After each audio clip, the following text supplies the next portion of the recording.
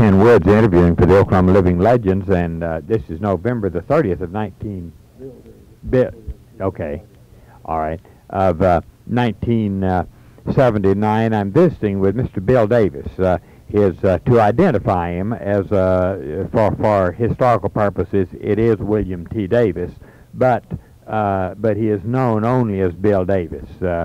I do like to fully identify people since down the line someone maybe 50 years from now listening will want to identify. So what does a T stand for? What does your middle name? Trenton, Trenton, William Trenton Davis. And I'd like to ask who your father and mother were, and if they came to Oklahoma or the Oklahoma Territory, how they got here, what caused them to come here. My father was Charles Walter Davis, and my mother was Ira Burks. They were married in Wynnewood, Oklahoma in 1898. So they came here very early then. Do you know what caused your father to come here? His older brother, S.H. Davis, had a store at what is now Davis, Oklahoma. And that was Sam? It was then, yes, Sam Davis.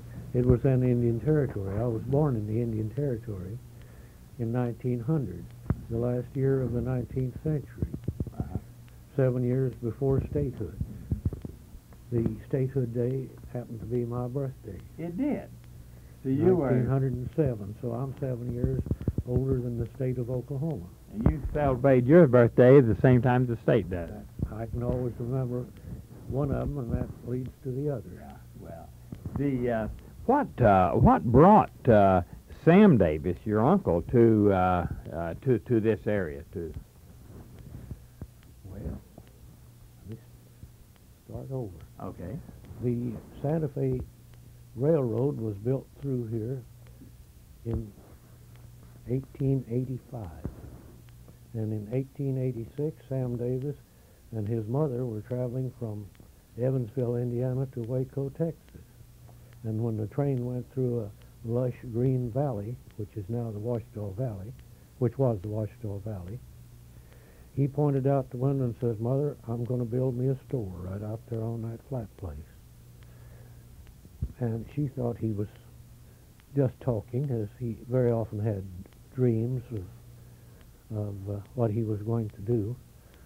But 1 year later, he did have the store built and brought her up here from Waco to see his store. That was 1886 when this conversation took place. 1887 when he built his store. 1888 when he moved it from the first location. 1889 moved it from first location to where? From Washita to Davis.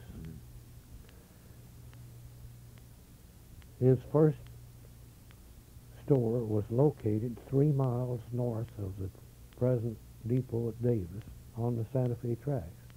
It was near the Washita River and the land was low.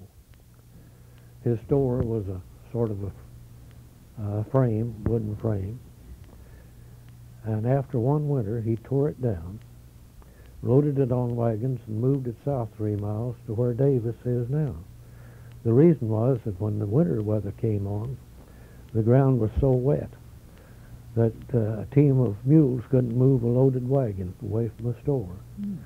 The farmers couldn't get in there to trade in wet weather, so it was a question of having to move or just quit. Some way, I don't know how he got that land, but he had to give it up, didn't have any. So when he moved to Davis, he bought his location from an Indian chief named Mose Chigley for a number of silver dollars. I don't know how many. It's all that a bandana handkerchief would hold, and that bandana handkerchiefs were large in those days. Tell me this, at that time, and up until about 1900, non-Indians were not allowed to own land. How did he, was he able to acquire ownership in his name, or did he have to acquire it in somebody else's name? It was Indian land. This chief the Indian tribes owned the land. That's right. Mose Chigley was a chief of a part of the Choctaw tribe. But he couldn't Choctaw. sell it to a non-Indian, could he? Well, he did. He did. I don't know. Uh-huh. I suspect they had some arrangement maybe where they sold the use of the land, because I don't think it could be deeded at that time. Unless I'm wrong in my understanding. That I don't know. Uh-huh. The land that Sam Davis bought from Mose Chigley and built a store on was in the exact location of the present-day Santa Fe Depot in Davis. And the depot was a very small affair, 3 blocks south, and on the other side of the tracks. At the time he built it. At the time that Sam Davis built his store, there wasn't any. The depot was 3 blocks south and across the tracks west. How many people were around there to patronize that store? Were there very many? I've never heard that in the family history. Did he indicate how much community there was, whether there was a lot of people living in there, or whether it was farms around that? Yes, there was farms around. Mm-hmm. Probably a farm-type store then. Oh, yes. It was a general merchandise store. It later became specialized as the Davis Grain Company. After he sold that land to the Santa Fe Railroad and took the money and bought other locations in downtown Davis and established the Davis Grain Company, which he operated continuously for more than 50 years. He was a buyer of cotton and wheat and pecans, and a supplier of seeds, cotton seed, wheat seed, and all kind of farm seed. Does Davis Grain still operate? No. Did when Sam Davis retired and passed away, the business passed away. No one to take it up or keep it going? That is right. His older son, Milton, moved to Washington State, and his younger son, Tom, to the best of my knowledge, is still operating an insurance and accounting and royalty land lease office in Davis. He operates his office in his home. Is Tom older than you or younger? Yes. He's older. Older, 5 or 6 years. So he probably is semi-retired then, I suspect, now then, or you know? I don't know. I haven't seen him in 20 years. Is that right? I go through Davis a lot, but nobody there knows me. I've been gone more than 60 years.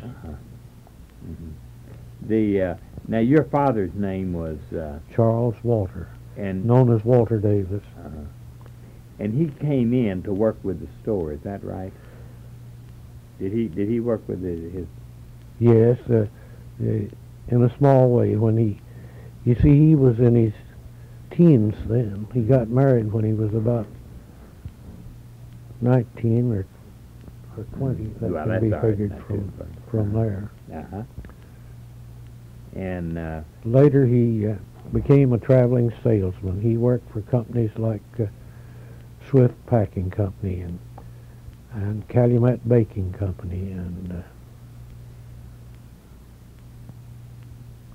now when you 2 or 3. Now when you were born, that second, tell me something about traveling salesmen. You think about a traveling salesman today. They lots of times, they're distributors. It's more sophisticated. You have computers. You have airplanes. You have you have mass transportation and such, and you have distribution centers. You often near airports and things.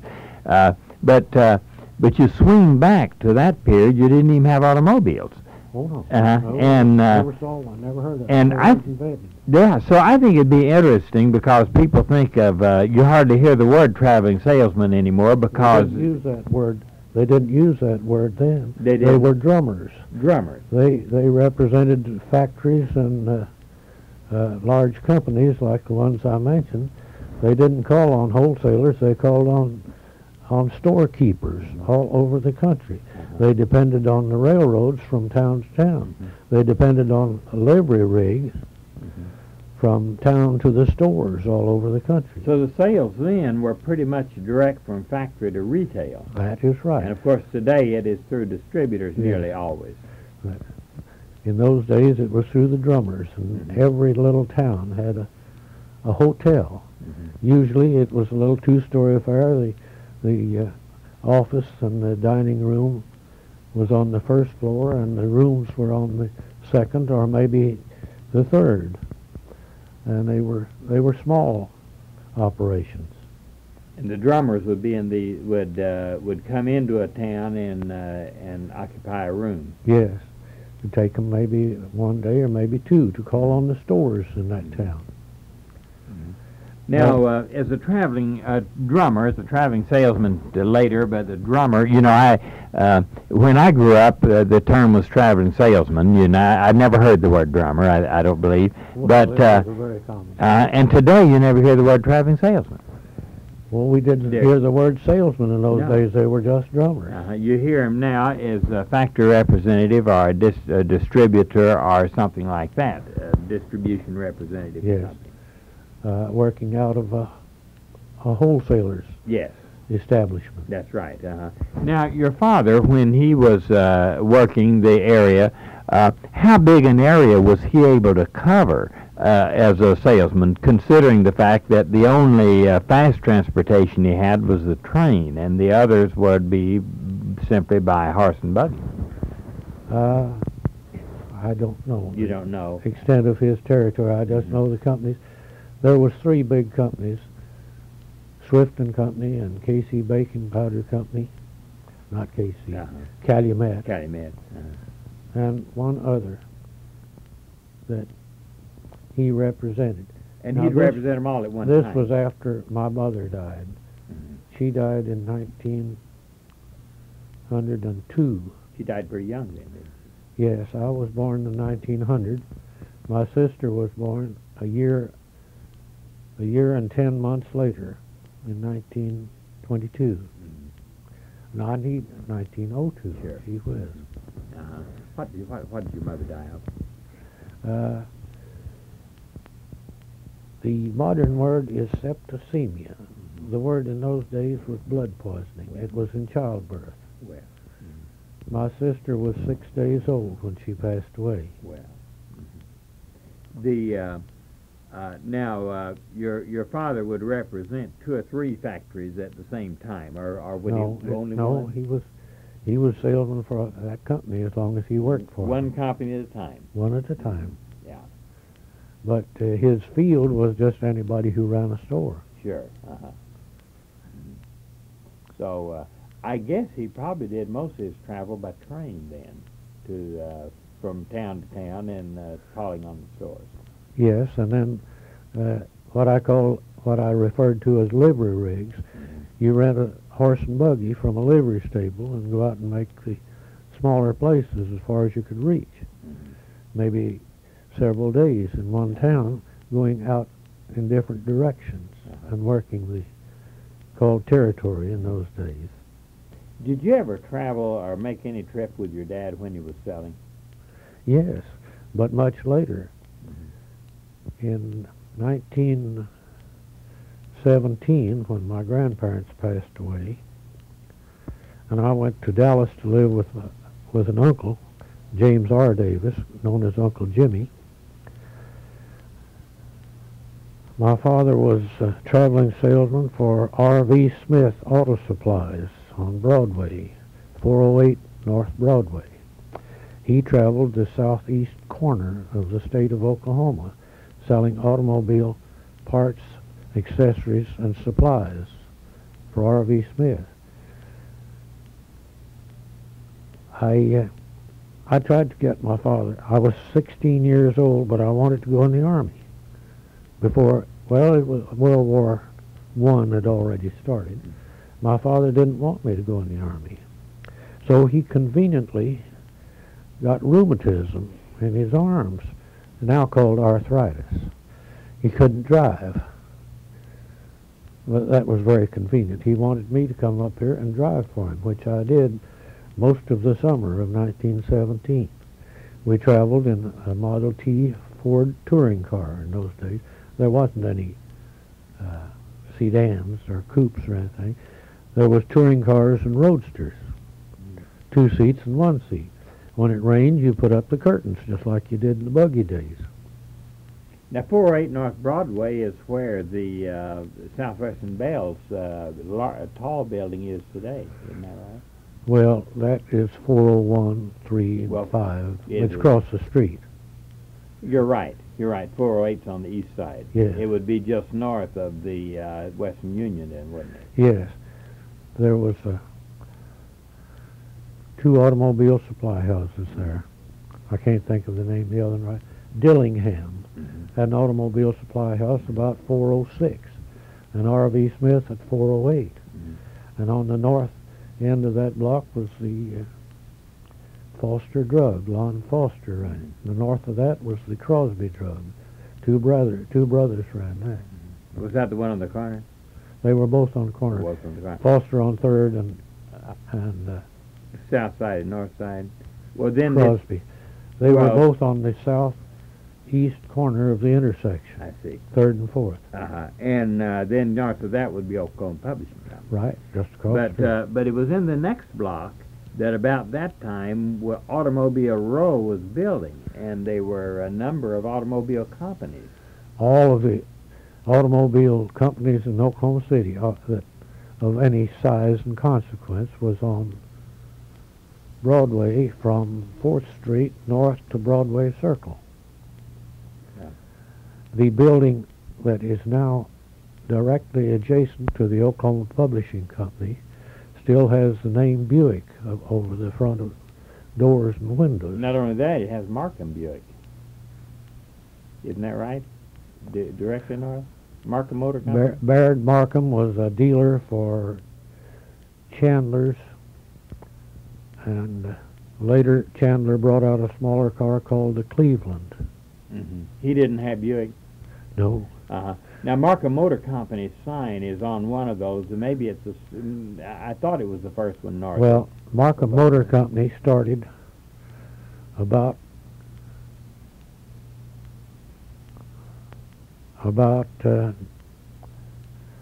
908 to 912, a wooden building, 3rd or 4th north of 8th Street. Later, Markham moved, when he built the new building and moved down there, he took the Plymouth agency, which later became, well, it was Chrysler and Plymouth. So when it was just north of Oklahoma Publishing Company, then it was Chrysler and Plymouth. It was Plymouth. It was before Chrysler. Yes.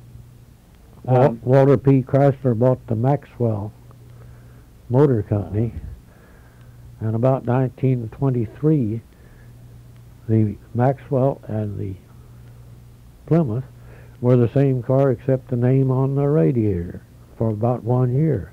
Then they dropped the name Maxwell, and it became the Plymouth, and was the finest and fastest car of its kind.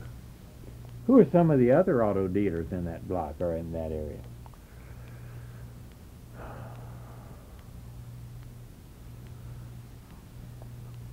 Can you cut it off a minute? All right, sure. The largest agency was at 8th and Broadway, the 3-story building on the southwest corner, the McClelland Gentry Motor Company. Mr. McClelland was from Oklahoma City, and the Gentrys, well, it's the other way. The Gentrys were Oklahoma City. McClelland was Enid man, I think. They sold Hudson and Essex. Yeah, Bud Gentry, son of the founder of the company.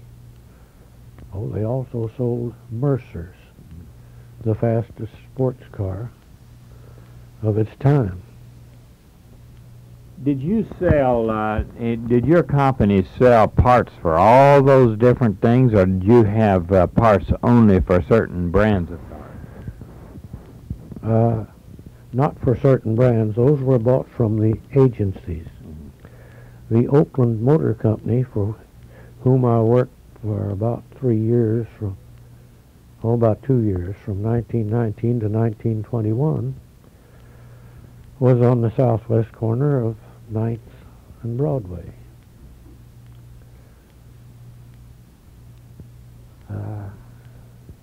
What sort of parts did you all sell? What sort of... I had no connection with selling parts Oh, for I see. Smith. My father was their salesman for the southeast corner of Oklahoma. I never got into the automobile business until I was about 19 years old, when I got a job with the Oakland agency. H.E. Lewis was the manager. In those days, it was not a local owned agency, it was a factory branch. I see. The factory supplied they just ran the business. Was that Was true a of local- most of the companies? Or just Most of the companies then, the Buick Company, the Oakland Company, and Oldsmobile came along a little after that. Then there was the Rio and the Hupmobile and the Chalmers. Was now Fred Jones had a large factory rebuilding down on Main Street. Was that there when was that built? Was that there when you were involved? It wasn't Fred Jones. It was Ford Motor. That Yeah, was Ford Motor. Yeah, it's Ford Motor. Fred Jones lived at the YMCA in the early days when I did. He was older. He built a Ford agency on Washington and Robinson. It was way down in Southtown. Where was Washington? You know, Washington, Noble, block south of Reno. South of Reno, Washington, Noble, Uh-huh. so I on. see. The Southwest first, later. Yes. Uh-huh. All of the automobile trade predicted that he wouldn't last in that location because it was not on Automobile Row. But he had his way of doing business, and he treated everybody fairly. He sold good products for a good price and stood behind them. One of the great things that he did was hire a man for a shop foreman named Shorty Wills, W.A. Wills, who later became a Ford dealer in Pueblo, Colorado. But for many years, Shorty Wills built the reputation of Fred Jones. Anything that was repaired, anything that was sold by Fred Jones or repaired in Fred Jones' shop, they would stand behind it 100%. It's rather interesting that they built there in the Reno area, and they have built their newest sales location. I don't know if you've seen it in the on Reno, just south of where the Myriad Gardens is going to be, just completed about 3 or 4 months ago. On Reno, yes, Yes. but the original building was a block south, South of on Washington Yes. Street. What type of building was that original? Do you remember? Was it masonry or was it I think it was brick, brick? Uh-huh. red brick. Uh-huh. I remember there was a building down there, an old building, until just fairly recently. What do you remember about the old, the Ford Motor Company installation there? That's really where Fred Jones started before he started where he was working before he started his own agency. Fred Jones was a manager for Ford Motor Company branch there at one time. And for a short time, I was employed by the Ford Motor Company, general office, small job, typing invoices on a typewriter that we fed continuous fan-fold copies in. And everything that was sold was typed on this fan-fold machine. And for a while I typed those things. Then when Fred Jones started his agency, resigned from manager of the Ford plant and started his agency down there. I don't know who became manager after that. I did know in those days. Didn't he, I did a tape with Fred Jones. Didn't he start his first agency in Bartlesville or up north or Pawhuska or somewhere? He had an agency for a while up there. Oh, that was after here, because his first business after he left Ford Motor Company was his own business. Yes. Down there on Washington Street. and Harvey, not Robinson. If I said Robinson, delete it. No, I said Washington. No, I didn't say Washington. Robinson. I said Washington. Washington and Harvey was his. Washington and Harvey was his corner. Later, the Fred Jones Manufacturing Company was a two-story building a block north on Renewal and Harvey. And that was torn down recently when the present sales room was built in the last 2 or 3 years. Yes, the one I mentioned Yes. on Reno. The real modern building. The real modern building. Really? Well, up until that time, this two-story building was the Fred Jones Manufacturing Company. But several years ago, possibly 30 years ago, they moved to the old Ford Motor building. Earlier we were looking at some of the pictures that I had in my office, and you commented on some of the things. I believe you said you remembered some of these streets downtown when they were not paved. You do not remember that. They were all paved then. When I came, I first visited in Oklahoma City in 1912. Took the train from Davis up to Oklahoma City. Had an uncle who was a house painter. Later he was a policeman in Oklahoma City. Lived at 221 East A Avenue. A Avenue. And which would now be 23rd Street. 221 was 2 blocks east of Santa Fe, or a block and a half. Well, 2 blocks. That little house still stands. It'd be very close to where Dolores Restaurant was, wouldn't it? I can't place the Dolores. Remember that. Well, the Dolores Restaurant was on North East 23rd, and this place where Uncle Ben lived was on Southeast 23rd. Oh, I'm sorry. I knew the Dolores Restaurant from the time Mr. Stevens started it. I'm thinking wrong, yeah. His son still operates the Split T. Do you recall some of the things about what Oklahoma City looked like in 1912? Oh, yes. Why don't you talk about it a little bit, just as you remember? The showiest building in town was that Baum building. The most beautiful marble on that building. It was a shame to tear that down.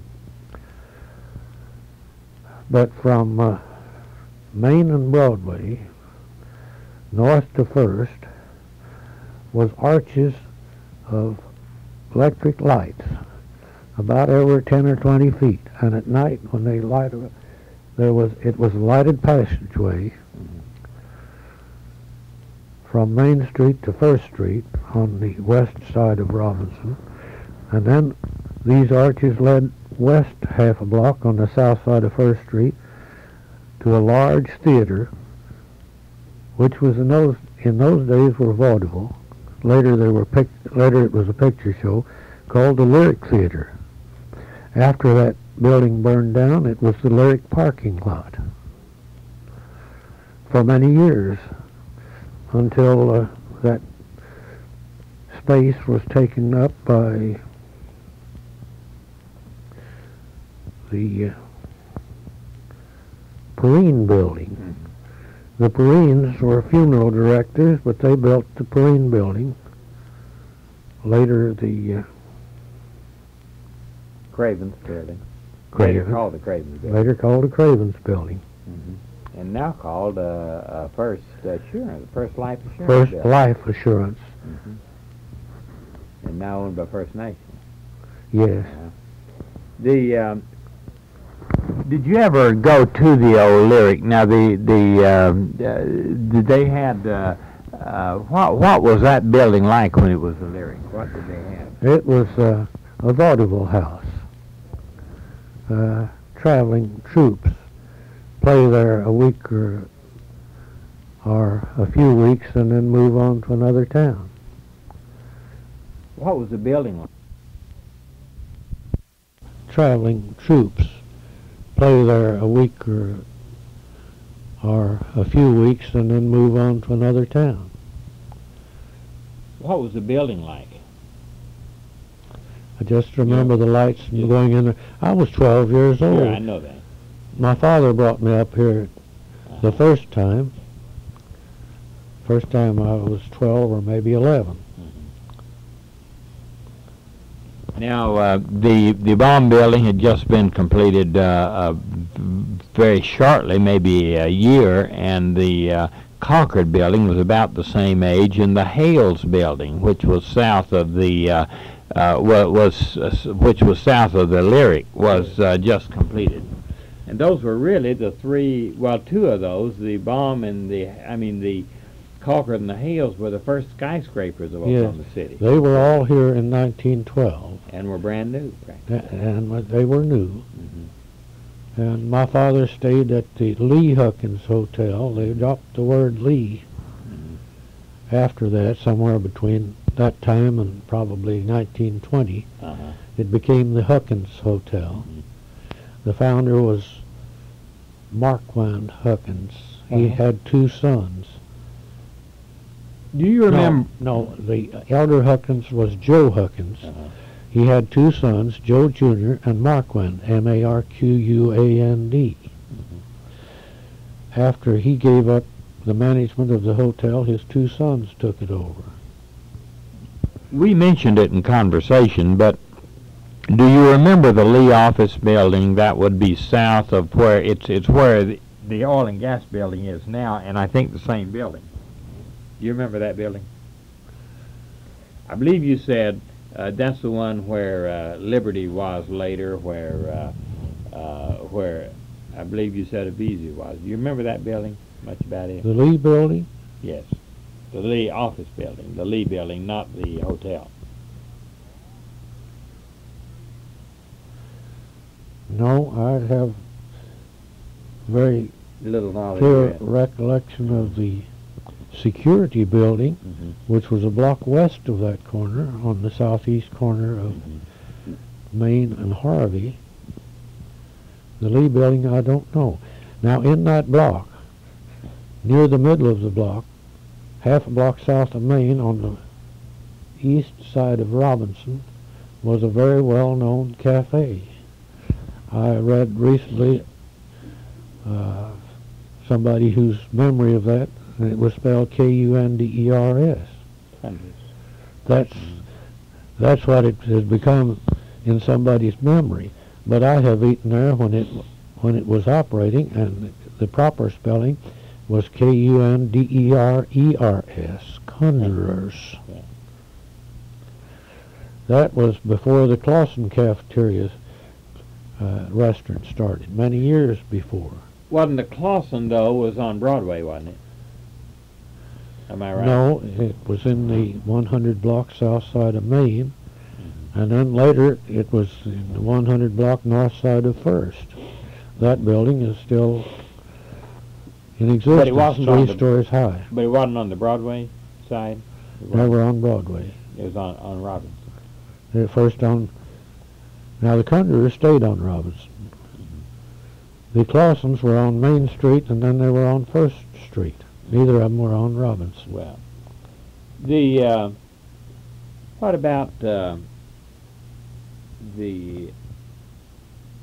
Johnny Brown's store. It was called Brown Rohrbach probably when you Rohrbach Brown. Rohrbach Brown.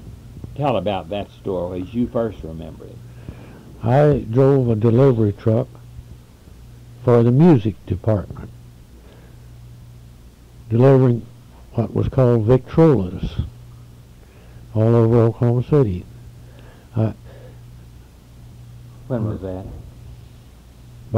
About 1919. Mm-hmm. Rohrbach Brown delivery system was owned by a contractor named Peoples, A.V. Peoples. And he furnished the drivers and the vehicles for Brown's delivery system, daily deliveries all over town. About 4 areas, northeast, southeast, south of Main Street to the river, and then the Capitol Hill area. What sort of truck were you driving? A Model T Ford, one of the first panel jobs. It was not an enclosed panel.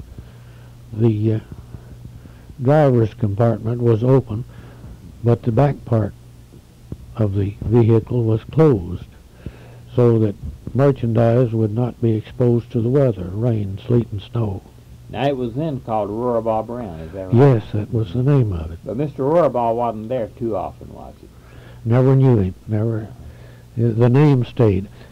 I think Rohrbach had been gone 5 or 6 years. He lived in Wichita. He owned portions of several stores. Yes. Mr. Brown, right? Did you know Mr. Brown? Oh, yes, yes. Mm-hmm. What do you remember? Describe him. Tell something about him. What do you remember? It has been too long, and I was too young at that right? time. Uh-huh. Because I didn't work for the store itself. I worked for A.V. Peoples, the delivery contractor. I see. But I remember the store as such. Did you know Laura Ambrose? Oh, yes. Tell about her as you remember her. Well, she was still there when it sold to Dayton Hudson. She had worked there 6 years. I went to work for the First National Bank. Yes. In the collection department in 1970. And for a few years, I took return items to Brown's store, and Mrs. Ambrose ran the office, which was on the mezzanine, it was then, of the Main Street store. They also had their First Street store, and it extended over to Harvey. They had most of the block in there, approximately 3/4 of that block. No. Yeah, yeah, that probably did by that time. A little over half. Yeah. Uh-huh. Main Street, First Street, and Harvey. Well, they had everything except the Hales building and the cafeteria and the Cravens building. They had all the rest. Yes, of it. the Anamod down in the basement was the finest of its kind, Yeah. and still operating. Yes. To the best of my knowledge. That's right. That's right. I have been there in the last few months, and it's very much like it was when it started. Do you remember anything about Laura Ambrose? I'm kind of interested in her. She was a neighbor of mine and died about 4 months ago. She was a large lady, very capable, very efficient, friendly to everybody, even employees, which sort of set her apart. Whenever I would go over there for anything that she didn't handle, she assigned it to the cashier's department. In fact, I used to take checks over there for people who had given checks to Brown's, and for some reason they needed to be rerun. Well, it would have to go back through Brown's and be redeposited. So there was some of that business daily, banking days. That same business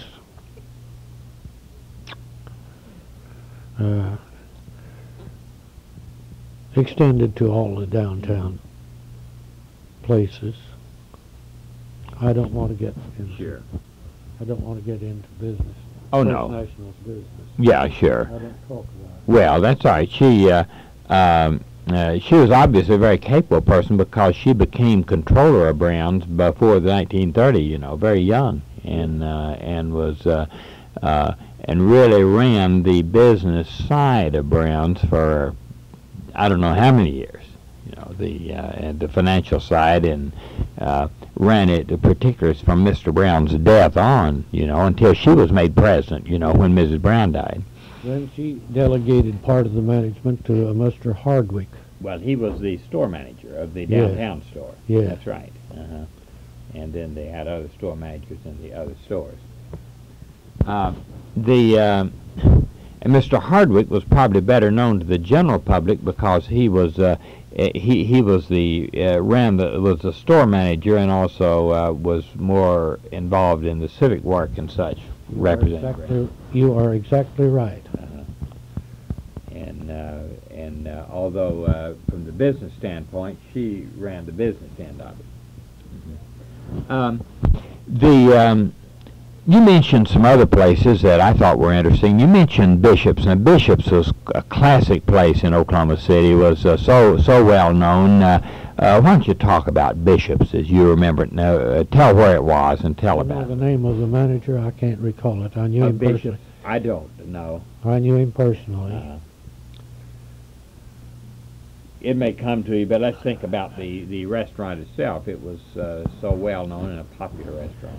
It was the meeting place, after show place, for many years. We would go to picture shows in the big picture theaters,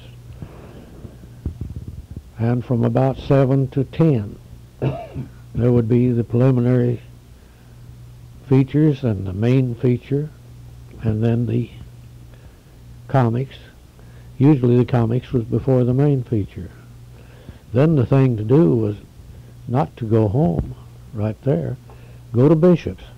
Get a cup of coffee and a piece of pie. Or if you were hungry, get anything up to a full meal.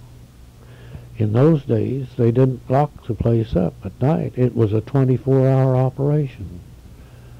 Until about 1930, Oklahoma City was a 24-hour town.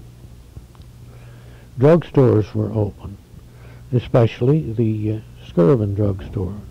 It was an all-night drugstore. One of the clerks in the drugstore, who later became a pharmacist,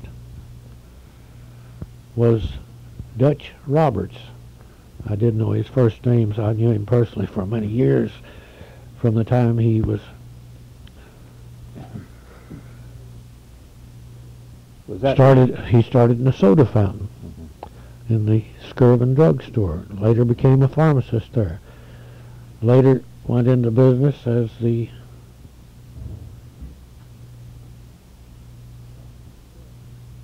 Robinson Drug on Lincoln Terrace. It later became the Lincoln Terrace Drug. It was the majority ownership was in the Culbertson family, second generation from the founders of their Oklahoma City. Yes. Then Dutch Roberts opened a store at 30th and Patterson, and later took in a partner, a Mr. Baker and Mrs. Baker. It is now Baker Drug. Dutch Roberts also opened a drugstore at 34th and Patterson. That became Roberts Baker. Is now, I don't know whether it's still running or not. The 30th Street store is. I go by there real often, see the sign. Haven't been in there for 4 or 5 years, or maybe 10. My last time I was in there, Mrs. Baker was running the business. I don't know whether Mr. Baker survived to that time or not. The Skirvin Hotel was quite a place and was best known of the hotels, and later Skirvin Tower was built. Do you recall anything about the Skirvin, any experiences dealing with that? Yes. When Bill Skirvin planned the hotel, he had an architect draw up some plans for it. They spent a long evening on it, and when the evening started out, this hotel was going to be 6 or 7 stories high. And as the evening progressed and they got more enthused, it became about 9 stories high. Later, after the hotel was a success, there was about 2 more floors added now. It is 10 or 11 at the present time. You can still see where the original top was, about 9 stories, the brickwork on it. So it operated 9 stories for quite a while before they ever built these other 2 then. One of the anecdotes that I remember picking up at the Skirvin Hotel was after the oil fields opened and Bill Skirvin had his own pipeline built from his hotel east along the Rock Island tracks, 3 or 4 blocks east, probably half a mile, to pipe natural gas into the hotel for heat and power, and of course they had an engine room. And Bill Skirvin was known for being just dropping into the hotel day or night, checking what goes on. One night after midnight, he was walking through the hotel, lower floors, and he smelled steak cooking. And he traced the smell down to the engine room, where an engineer was grilling a steak over a hot plate in the shop area. When he walked in, the engineer thought, well, that's all. I'm fired now. It didn't turn out that way. Bill Skirvin says, where did you get those steaks? He says, I got them out of the freezer up in the restaurant. Bill Skirvin says, sure smells good. Can you get me one? So the engineer got another steak, and they had their steak dinner. No hassle about where he got the steaks. Well, you know, later he built the Skirvin Tower to the east. What was there where the Skirvin Tower was before he built it? You remember? A 3-story brick building. I remember going there to when it was a doctor's office. A very prominent doctor. I'll think of his name. I'll think of his name in the next interview. The ground floor was a Chinese restaurant. The stairway up to the second floor was about the middle of the building, which would be about 100 feet north of 1st Street. I wish I could think of his name. You know, a lot has been said. You mentioned the Chinese restaurant. There's a lot has been said, not always verified, about this underground Chinese village in downtown Oklahoma City. It's been almost a legend. You know, you've heard talk about it. I have not only heard it, I have seen it. Tell about it. Well, I've only been downstairs there 1 or 2 times. I was driving a delivery truck for Scribner and Stevens, Enoch Scribner and Joe Stevens. And the Chinese restaurants from the alley, the middle of the block, south to Grand Avenue, on the east side of Robinson, contained several Chinese restaurants, 2 or 3. Well, not only. There were several in the neighborhood, 2 or 3. But the biggest one was there in the south half of the east side of the block, east side of Robinson. between Grand and California. And downstairs there was lots of excavation, and it was down, as I remember it, 2 floors under street level, and a lot of the Chinese people lived down there. I have heard it said that they dug those excavations by hand and carried the dirt up and scattered it in the alleys around that place. There was some opium smoking down there, I know, because I've smelled it. I have seen some of the cribs. I haven't been in them, but in walking down a passageway you could see through a door. The bunks were at least two tiers, layers high, like shipboard bunks. What area would that be? What buildings would that be under today? About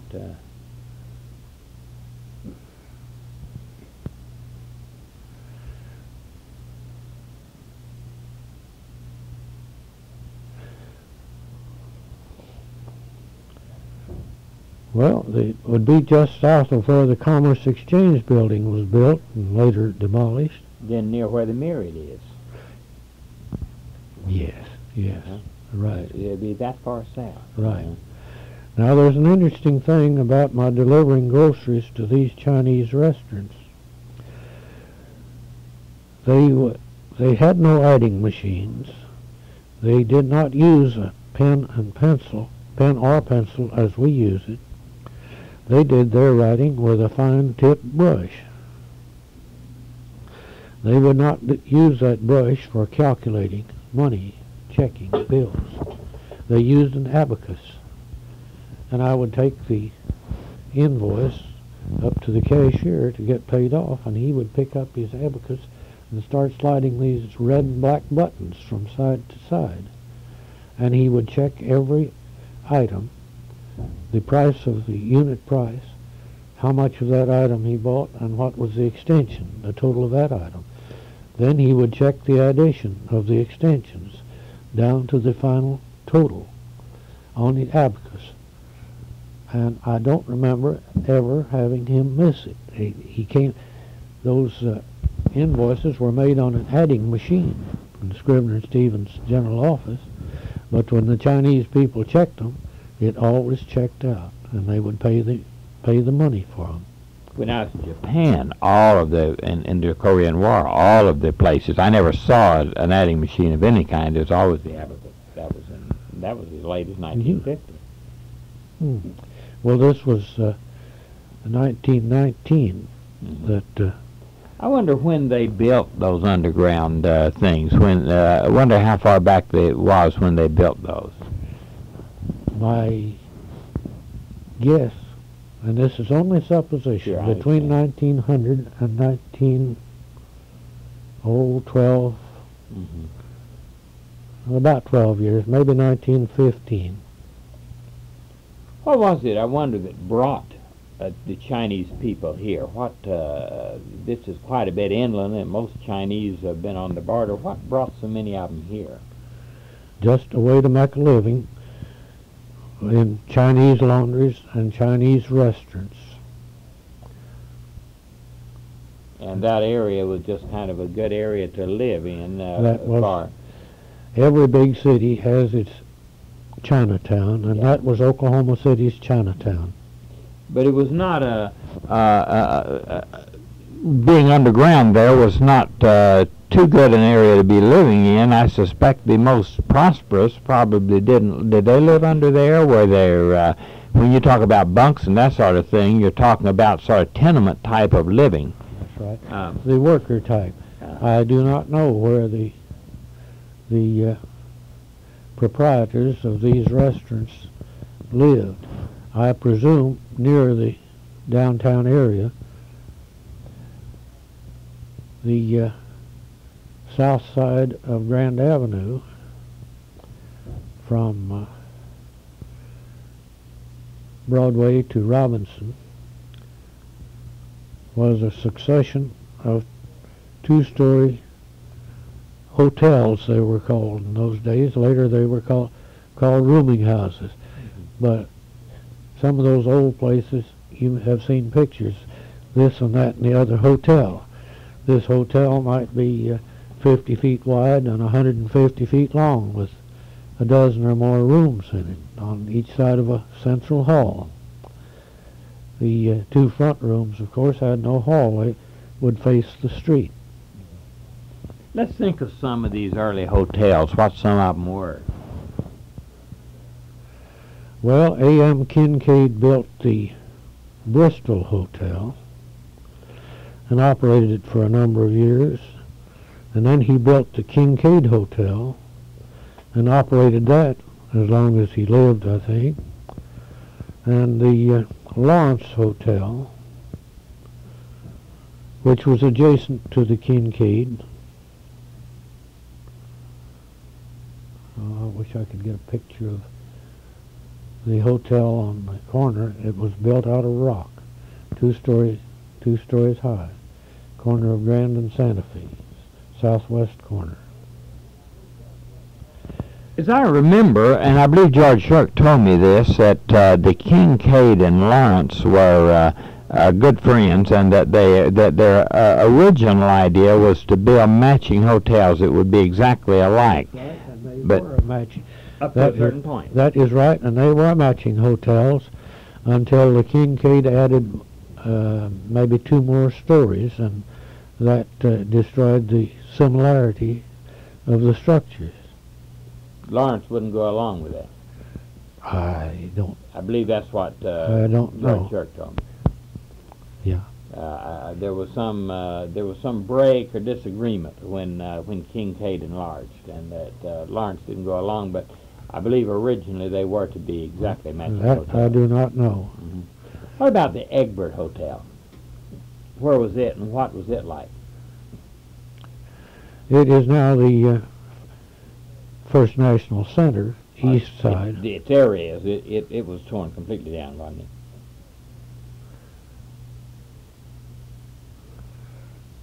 Well, Bishop's Restaurant Yes. was built where the lobby of the Eggbert Hotel was. I remember having stayed at the Eggbert Hotel when the elevator from the first floor to the second and I believe the third floor was an open iron strip cage.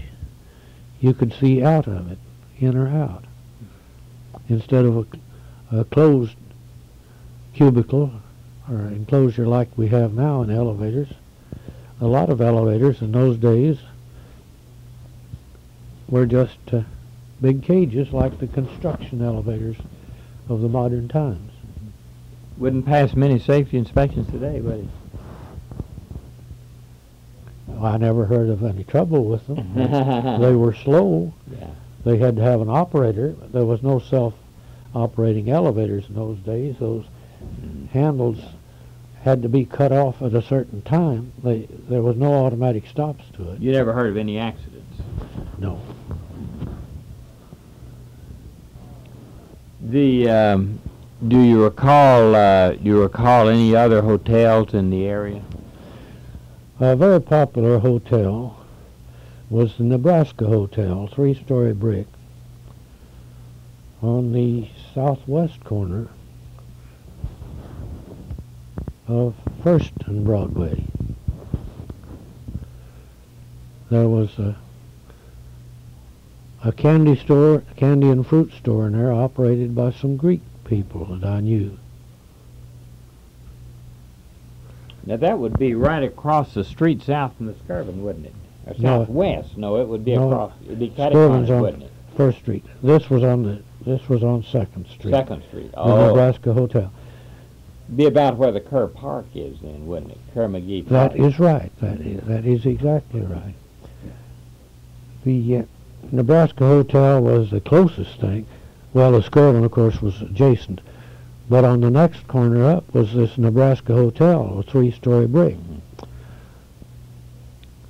Now, across the street east from that would be the old Storm building, which had hotel rooms on the second floor. The one that was only torn down about 3 months ago. It was the old Railroad Hotel just north of the Rock Island Railroad. It was not on the corner. It was adjacent to the railroad. It was a narrow building, about 3 stories. In its latter years, became the was painted with the French stuff for the Sun Suite. You may remember. Right. Now, I believe that was built by Mr. Storm, who had a hardware store across the street. Did you remember him or ever know anything about him? You are bringing back some memories now. The name of the store was Storm and Erickson originally. Right. And it was a hardware store. It was the leading, W.J. Petty's was leading. Storm and Erickson's was next. And the next in my memory was the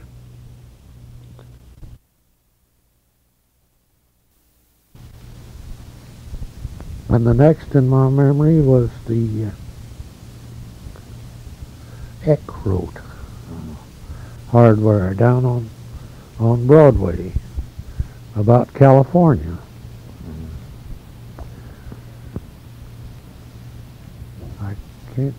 Now, I believe that most of the time, though, that building had either a restaurant or a club or a beer hall or something on the lower floor. Isn't that right? After the Storm and Erickson. Next door to the Storm and Erickson,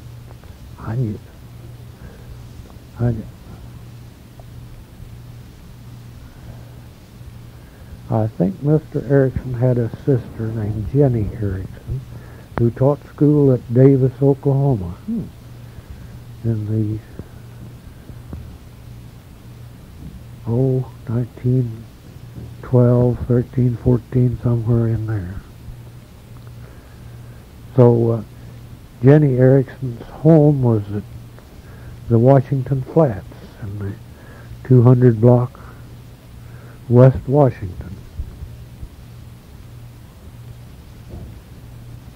200 block, about 211. Later it became part of Fred Jones' service block. He took in most of that block. Other hotels, let me see now, the Skirvin, the Huckins. Now, the Black was built sometime later. Oh, yes. The Mr. Black he was in the oil business. Built this hotel to have someplace to put his money and make money. And on top of that building, there's a smaller building, which was his home. On top of the Black? On top of the Black. It was not as big as the area of the Black Hotel, but it was a pretty good sized house. And that's where he lived when the hotel was first built. Everybody.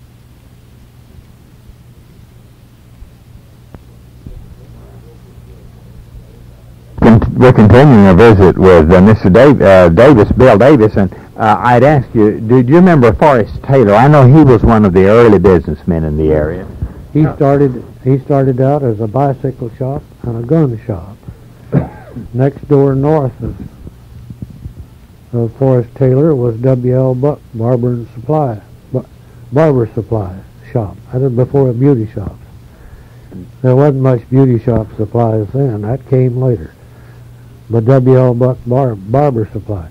Oh, I knew Forrest Taylor for many years because for 9 years I worked for what was started out to be the Saunders Drive It Yourself system at 113 West 2nd. And our side door was Forrest Taylor's back door. I knew him and his 2 sons. I'll have to think of the name of Yeah, the well, that's younger one. yeah, that's. I The think I new met Taylors and the Bucks. Yes, I met one of the sons because he sat in on one of the interviews I did with Mr. Was he Taylor. a large man or a small I man? believe he was a large. That's Corky. Yeah. The on what about some of the? Did you know any of the city officials, either city or county officials that you recall might have any memories about? Yes, when I was about 19, about 18, I guess. We had a real hard winter here, and Oklahoma City mayor, in an effort to help the poor people stay warm that winter, asked for volunteers to donate a day's work at the Oklahoma City water plant out on Pennsylvania, sawing down and chopping up trees to be split into wood and delivered free to indigent families. And as part of the pay for their donated labor, they dug a big pit and had a roast beef, an entire carcass. This mayor was Jack Walton, who was later governor. But I knew him personally, and on a first-name basis, I was just a young kid, and he was a big man. Did you work out there on that day? Oh, yes, I spent an entire day out there on the end of a crosscut saw, and did my share of eating the barbecued beef. What are some of the things you remember about Jack Walton?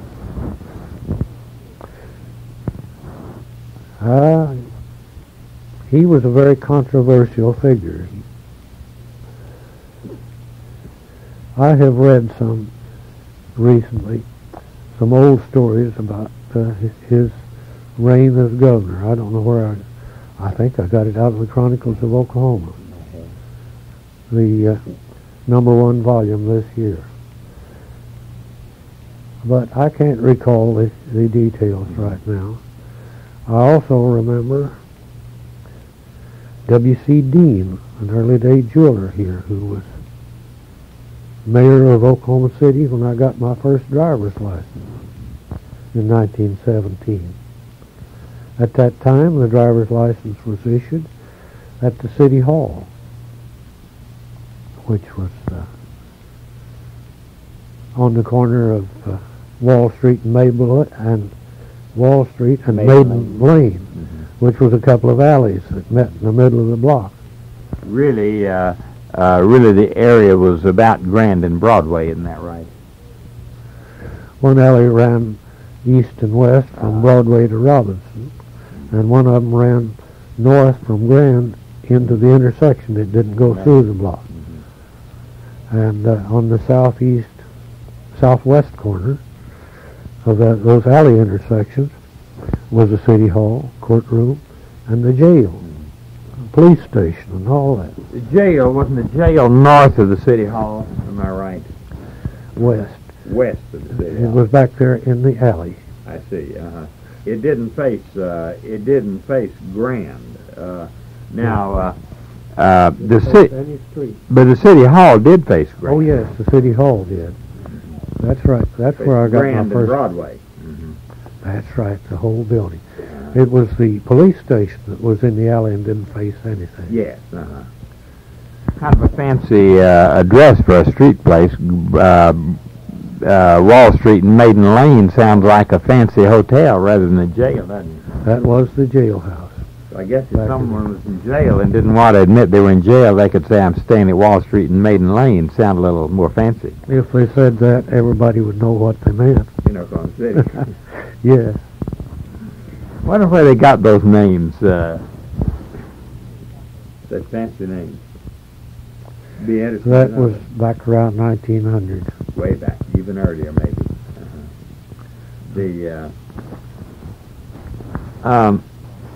Now, Dean, W.C. Dean, I believe that was Walter C. Dean, isn't that right? He started out here as a jeweler. Where was his jewelry store?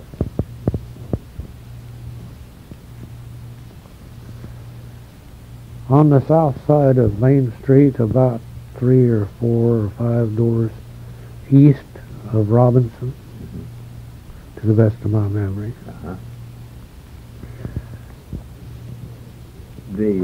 What were the major jewelers here? Was B.C. Clark here then? Oh yes, B.C. Clark's been here since back in the 1800s, 1890s. I've forgotten. He started in Purcell, but then he came up here a little later. But the original B.C. Clark store was in Purcell, I know. B.C. Clark is one of the men that I knew personally because of Forney Hutchison, who was the pastor of St. Luke's Church. Forney Hutchison knew me from the time I started in Sunday school there. In the Knickerbocker class, which was taught by Judge Vaught?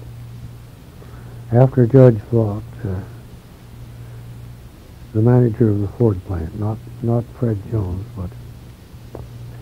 Well, I joined the church at St. Luke's in 1924, and Forney Hutchison, I have seen the entry in the rolls in his handwriting, and he knew me personally, and for some reason, he liked me.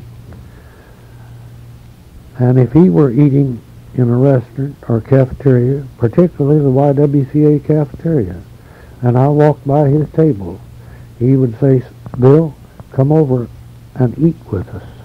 And that's where I met personally a lot of the people who, a lot of prominent people, like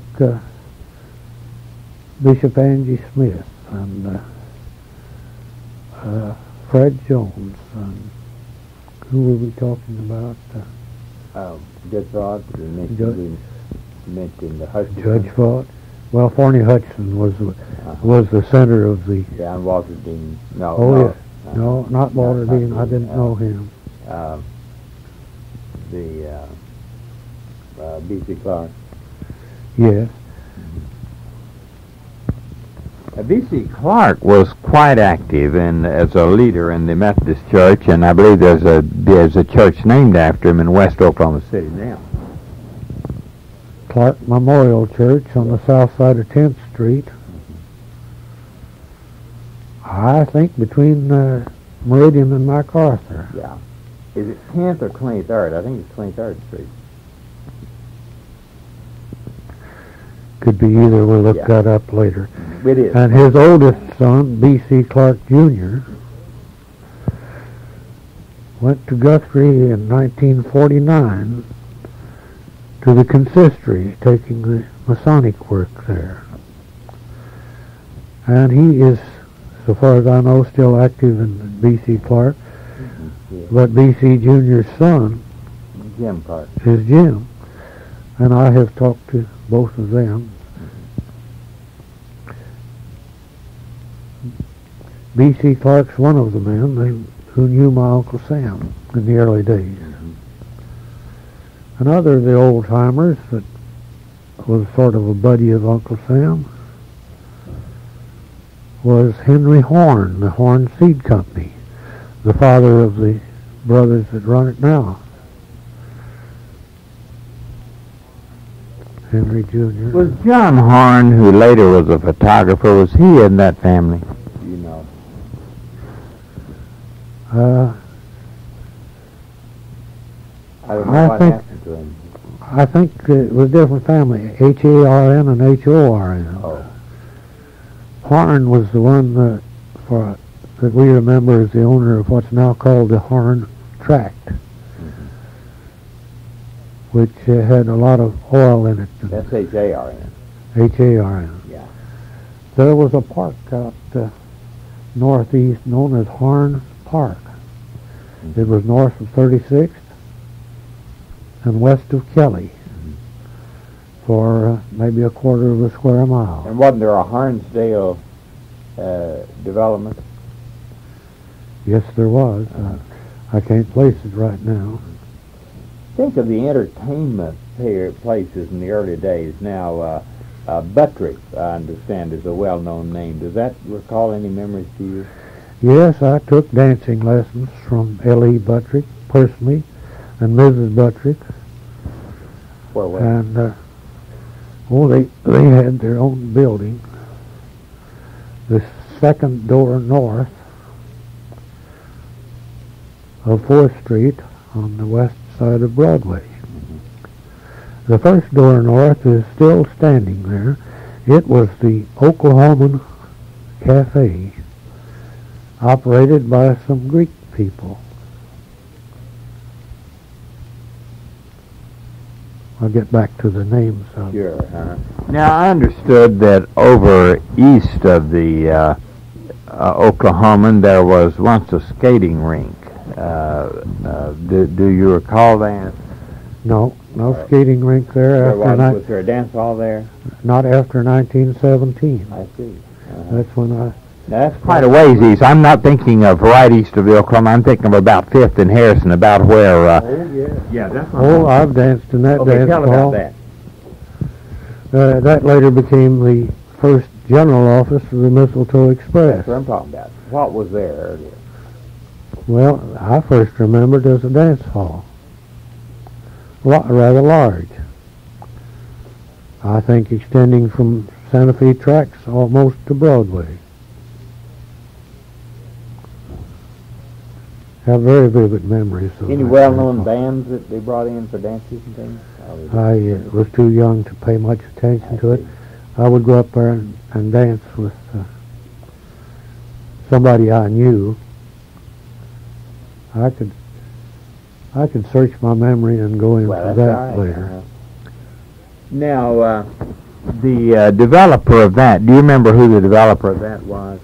No, I do not. Who developed Blossom Heath? You remember that? Billy Gregg. Billy Gregg. Billy Gregg, I believe, may have had that and then gone out to Blossom Heath. I'm not sure. Someone told me. Billy Gregg had his own chicken dinner place, it was called.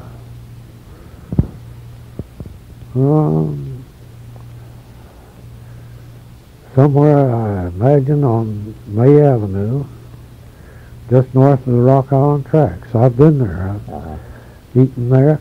And then later, he built Blossom Heath, which was at the intersection of 39th and now where Grand Boulevard is. Where Grand Boulevard is, it was torn down to build Grand Boulevard across. You know, the I-240. I-240. Yeah, it was Grand Boulevard. Now it's I-240. Where they dug a hole there to make the turn from the south side of Grand, going south on 240. They dug a hole right there where Blossom Heath was. Yeah. I think Moose Lodge owned it after Blossom Heath, and then I-240 took it over. And the Moose Lodge bought that place.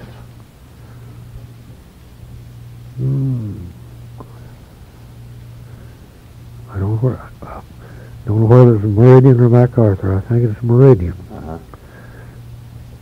Between 40th and 50th. Yeah, they've gone quite a ways west now. I thought they'd gone clear to Yukon.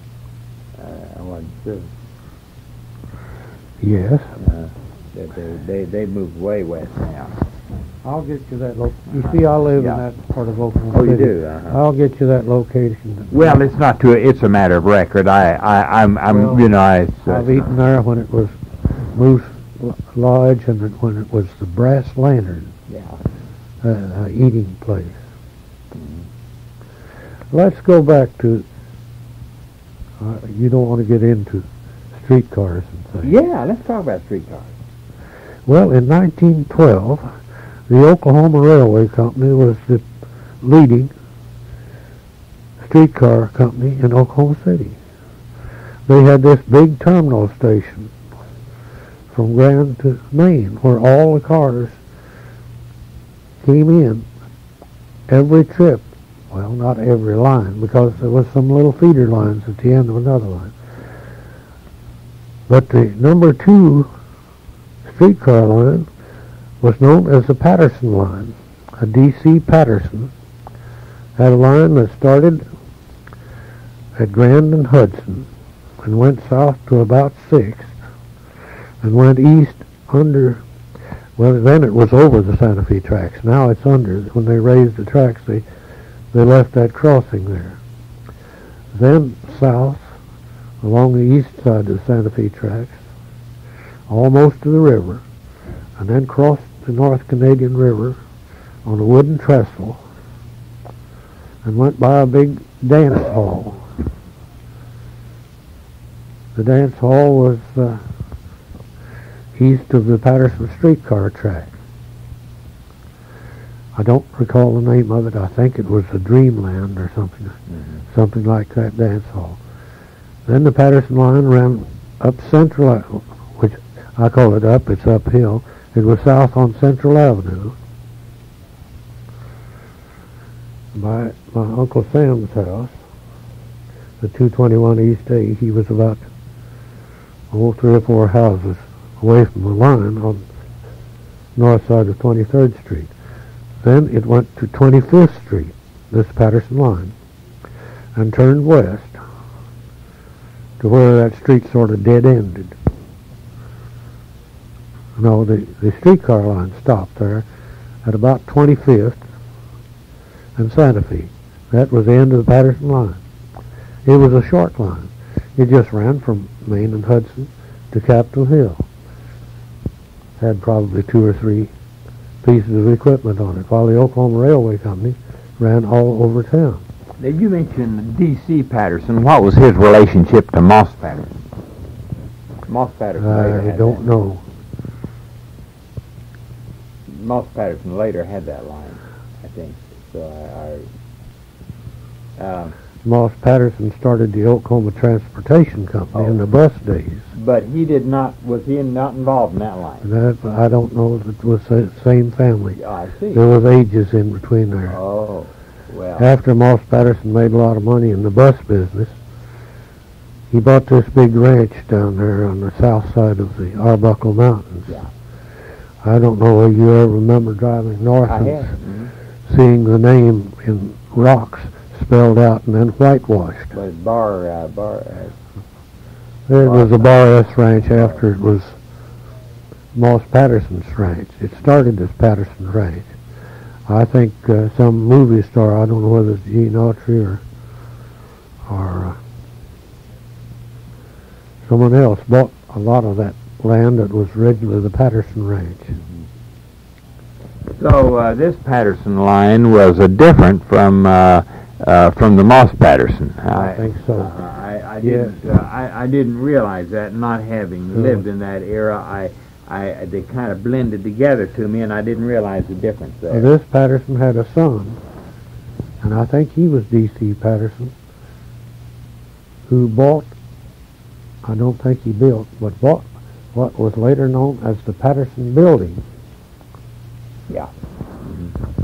Which was a real tall building and real narrow on the northwest corner of Main and Harvey. Yeah. Now that was the building that now we get into another person who had an office there, but I don't think he was related to them, and that was Arbin Patterson. Arbin Patterson had the 5th floor of that. Arbin was the lawyer, and he's the one that owned the building. D.C.'s the one who had the streetcar line, I think. But so Arbin was I've not, confused them in my... But Arbin was not a part of that family, was he? Not the railroad family. Yeah. Nor the Moss Patterson family. No, he was... Arbin was, I think at some time, was a policeman and then a lawyer. But he was a lawyer. I didn't know he was a policeman. Well... But he was best known as the king of the underworld in the 30s, isn't that right?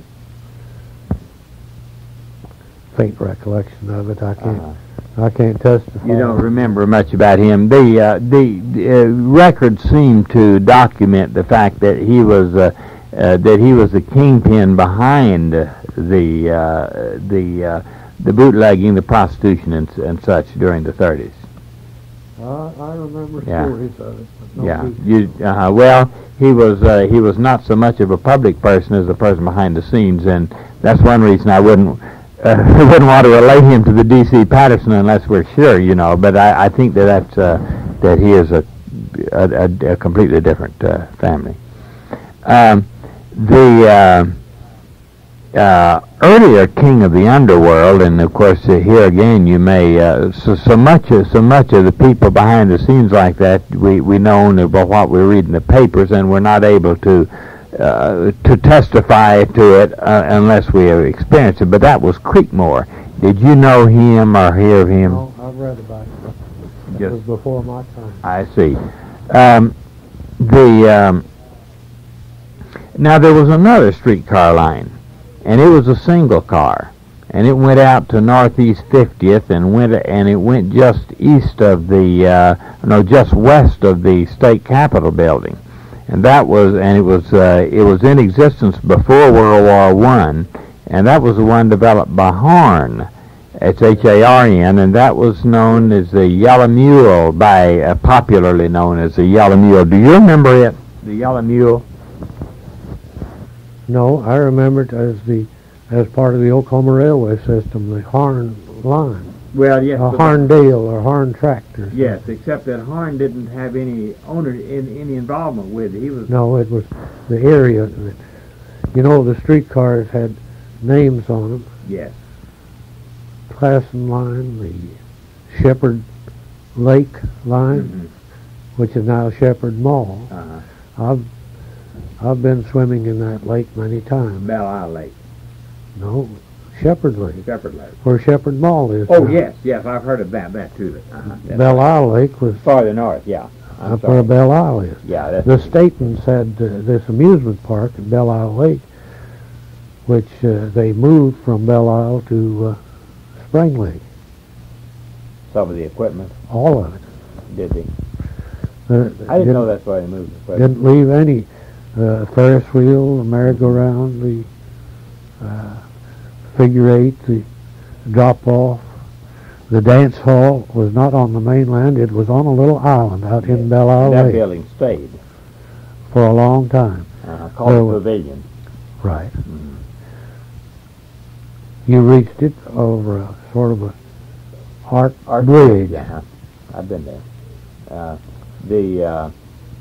But of course, the developers of Belle Isle Lake and the developer of Spring Lake are different people. So apparently, after they sold the power plant to OG&E, they apparently sold the equipment to Staten for the.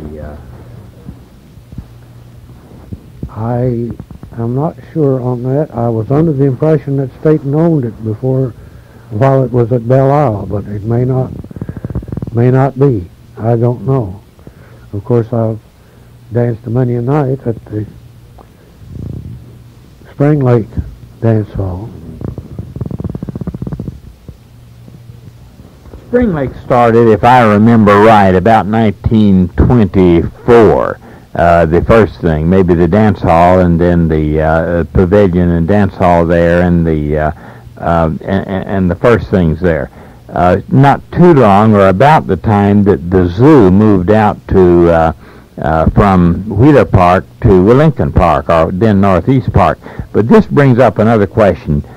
What do you remember about the flood of 1923? I lived here before the flood, and then I went to Virginia to go to school, and I was out of Oklahoma City from 1920 to 1924, and I missed the flood. But my wife's parents lived down there. Beautiful. Well,